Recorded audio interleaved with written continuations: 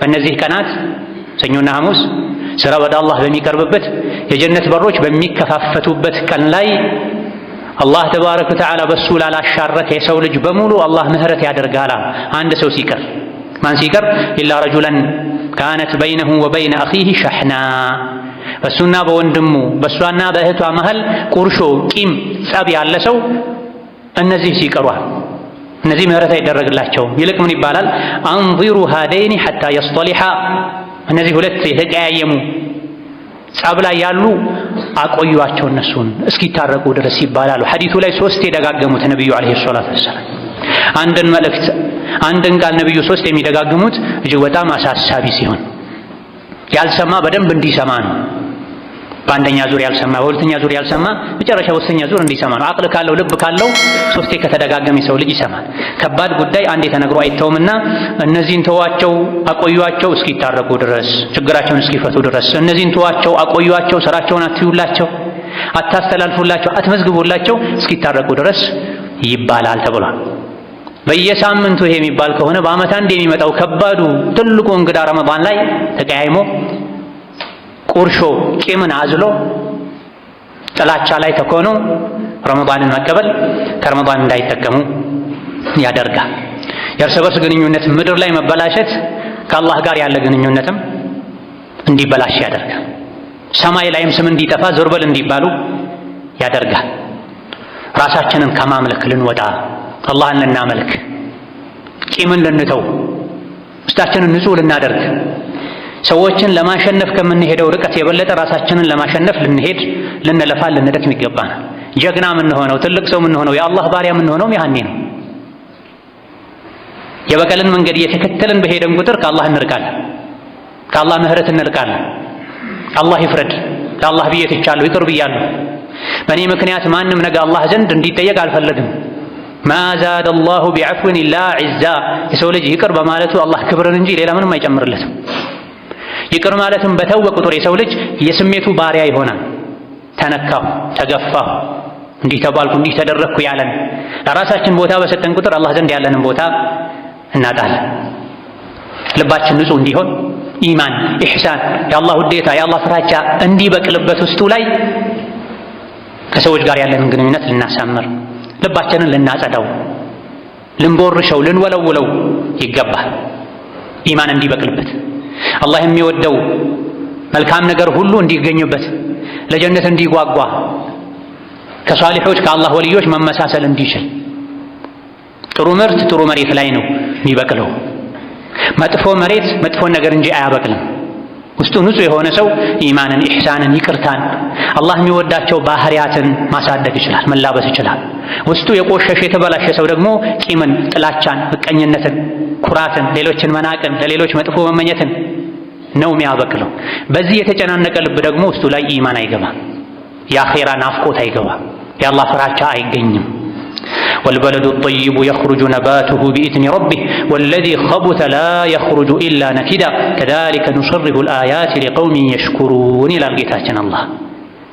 መልካም መሬት፣ ለም መሬት፣ ጥሩ መሬት የተዘራበት ነገር በጌታው ፈቃድ ያማረ ሆኖ ያድጋል፣ ይበቅላል፣ ያብባል፣ ያፈራል። ቆሻሻ መሬት ደግሞ የተበላሸ ማይረባ ማይጠቅም ነገር እንጂ አያበቅልም ይላል። ይሄ ስለ መሬት ለመንገር ሳይሆን የተፈለገበት በምሳሌ ለማስረዳት ነው።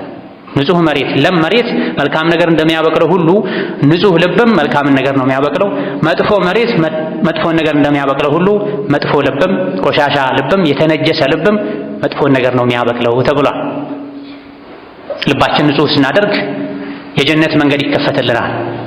የጀነት ሰዎችን ባህሪ እንላበሳለን። ወለዚነ አመኑ ወዐሚሉ ሷሊሓቲ ላ ኑከሊፉ ነፍሰን ኢላ ውስዐሃ ኡላኢከ አስሓቡል ጀነቲ ሁም ፊሃ ኻሊዱን ወነዘዕና ማ ፊ ሱዱሪሂም ሚን ግልን ተጅሪ ሚን ተሕቲሂሙል አንሃር ይላል። ልብን ንጹህ ማድረግ፣ ይቅር ማለት፣ መቻል፣ ማለፍ፣ ለሰዎች ኸይር ማሰብ፣ ሰዎችን ከምንወቅሰው ከምንጠረጥረው በላይ ነፍስን መጠርጠር፣ ነፍስን ለማጽዳት መጣር የአላህ የደጋግ ባሮች መገለጫ ነው። ጀነት መግቢያ መንገድ ነው። እነዚያ ያመኑ መልካም ስራን የሰሩ መልካም ስራን መስራት ሲባል የሰው ልጅን ከአቅሙ በላይ አናዘውም። አቅሙ የፈቀደውን ያክል መልካም ስራ የሰራ ሰው እነዚህ የጀነት ሰዎች ናቸው።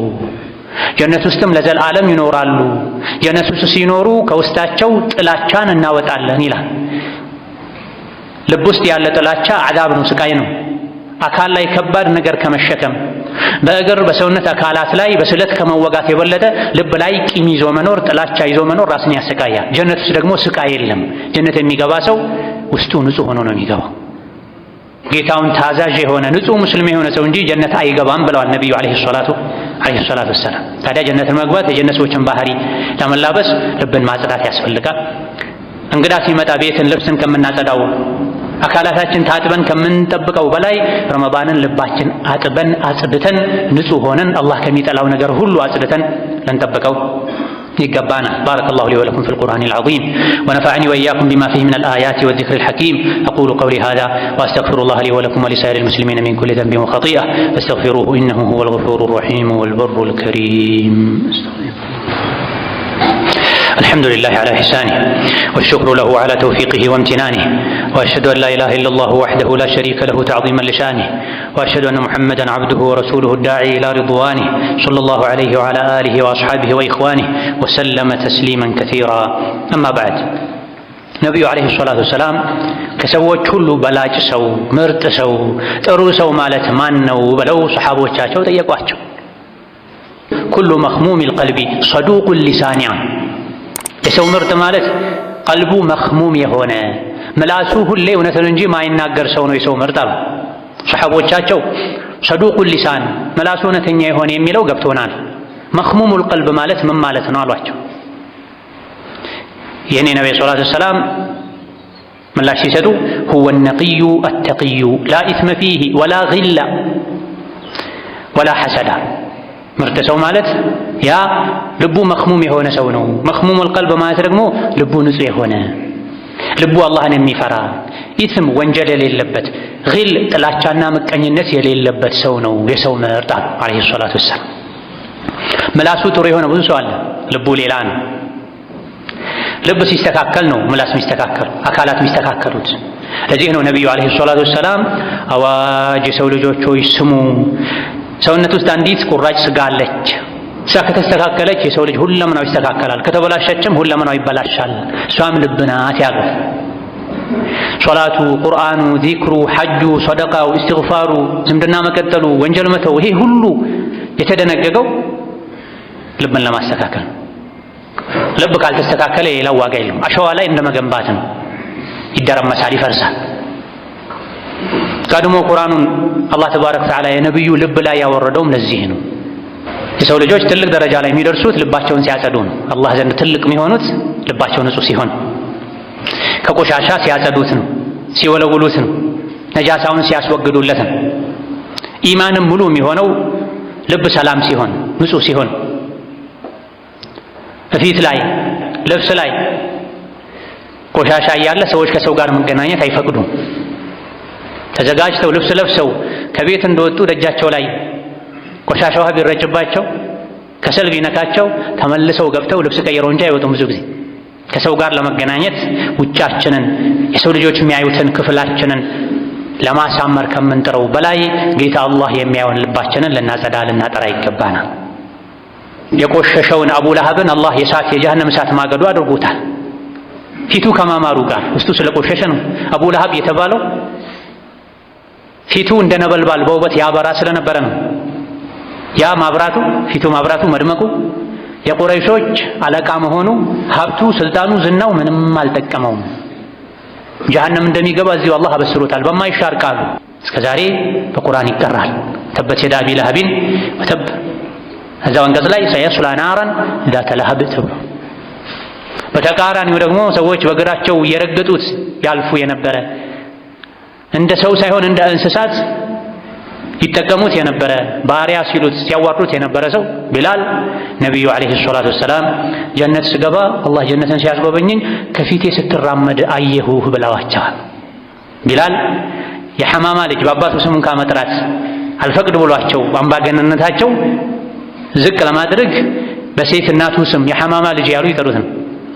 ውጩ ጥቁር ቢሆንም ውስጡ ንጹህ ነበረ።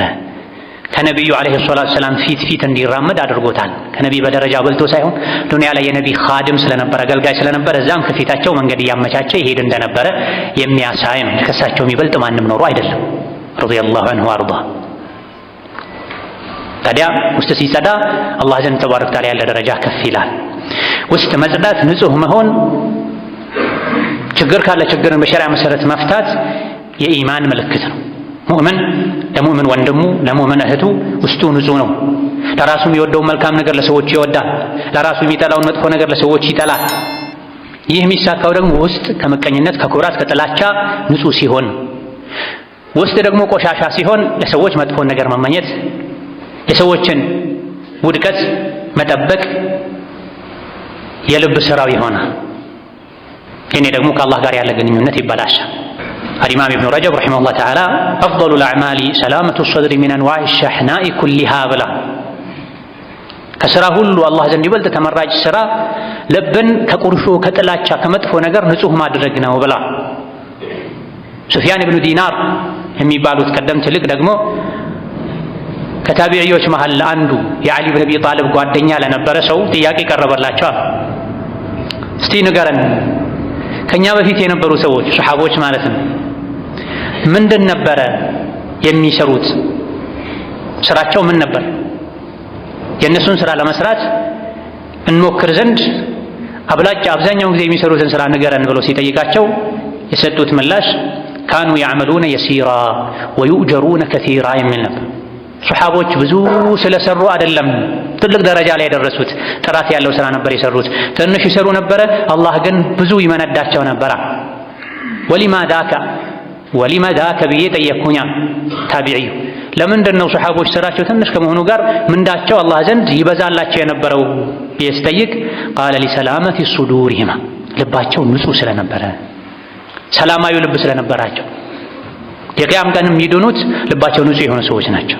ኢላ መን አተላህ ቢቀልቢን ሰሊም፣ የቅያም ቀን ማንም አይድንም ንጹህ ልብ ይዞ የመጣ ሰው ካልሆነ በስተቀር ተብሏል።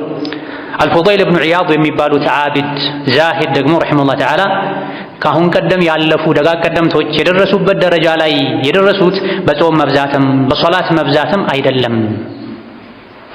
ዋናው ውስጥ ቆሾ ሳለ ሶላት፣ ጾም፣ ሐጅ፣ ሰደቃ ማብዛቱ አይደለም። ታዲያ በምንድን ነው እዛ ደረጃ የደረሱት?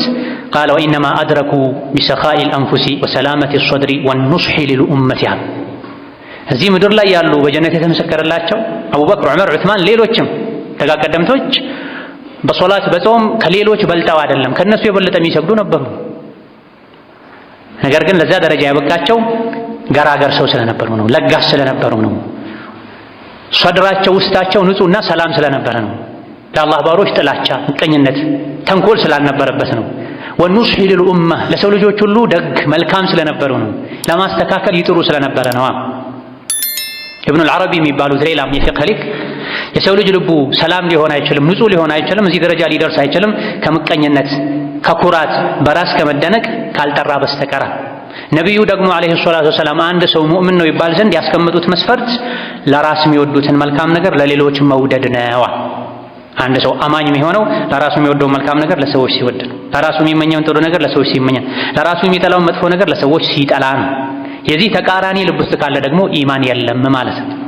አልኢማም ኢብኑ ተይሚያ ረሒመሁላህ ተዓላ የሰው ልጅ ልቡ ንጹህ የሚሆነው የሚመሰገነው ኸይርን ሲፈልግ፣ ከሸረኝነት፣ ከተንኮል፣ ከምቀኝነት ሲጸዳ ነው ብላ።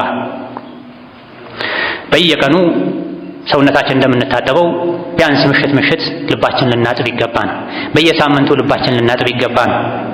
ነቢዩ ዓለይሂ ሰላቱ ወሰላም ለምንድን ነው ሐሙስ የሚጾሙት ተብሎ ሲጠየቁ ሰኞና ሐሙስ መጾም እንዳለበት ለምን እንደሆነ ሲገልጹ ስራ ወደ አላህ እንዲቀርብበት ቀን ነው፣ ጾመኛ ሆኜ ስራዬ ወደ አላህ እንዲቀርብልኝ እንዲታይልኝ ይፈልጋለሁ ብላ።